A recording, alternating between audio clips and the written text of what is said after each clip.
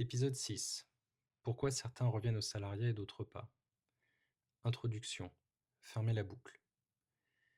Quitter le salariat pour entreprendre est souvent présenté comme un point de non-retour. Dans la réalité, ce n'est pas le cas. Certains reviennent au salariat, d'autres non. Et contrairement aux idées reçues, ce retour n'est ni un échec ni une honte. Dans ce dernier épisode de la saison 1, je voudrais parler de ce qui fait réellement la différence entre ceux qui reviennent et ceux qui construisent dans la durée. Partie 1. Revenir au salariat, une décision souvent mal interprétée. Beaucoup de retours au salariat sont mal compris. On les explique souvent par un manque de courage, un échec entrepreneurial, une incapacité à tenir la pression. Dans les faits, la majorité des retours sont des décisions rationnelles. Les raisons les plus fréquentes: un mauvais alignement personnel, une réalité de vie incompatible, une phase entrepreneuriale mal préparée, ou simplement une envie différente de celle imaginée. Revenir au salariat peut être une décision lucide. Rester dans une situation qui ne vous correspond plus ne l'est pas toujours. Partie 2. Ceux qui reviennent et pourquoi. Ceux qui reviennent partagent souvent des points communs. Par exemple, ils ont quitté le salariat par rejet, pas par construction. Ils cherchaient une liberté abstraite. Ils ont sous-estimé la solitude et l'incertitude. Ils attendaient de l'entrepreneuriat une réparation. L'entrepreneuriat ne répare pas une frustration, il l'expose.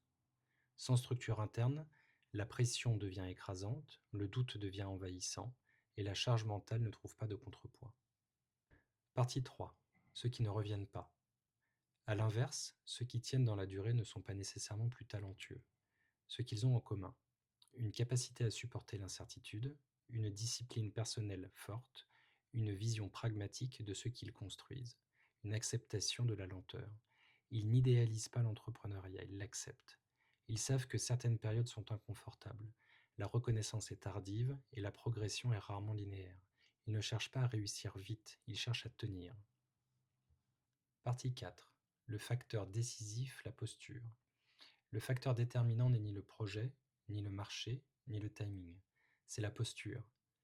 La posture, c'est ne pas attendre de validation permanente, accepter d'être illisible pendant un temps, décider sans certitude, construire sans garantie.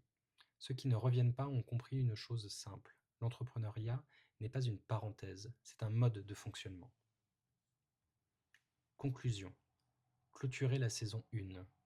Revenir au salariat n'est pas un échec, c'est parfois une décision saine. Mais entreprendre sans se mentir, sans idéaliser, sans chercher à compenser autre chose, fait toute la différence. Cette saison avait pour objectif de mettre de la clarté sur la transition du salariat vers l'entrepreneuriat. Pas de convaincre, pas de pousser. Si cette série vous a aidé à mieux comprendre ce qui se joue dans cette transition, alors elle a rempli son rôle. Dans la suite, nous continuerons à parler de construction réelle, de décision et de ce que signifie entreprendre dans la durée.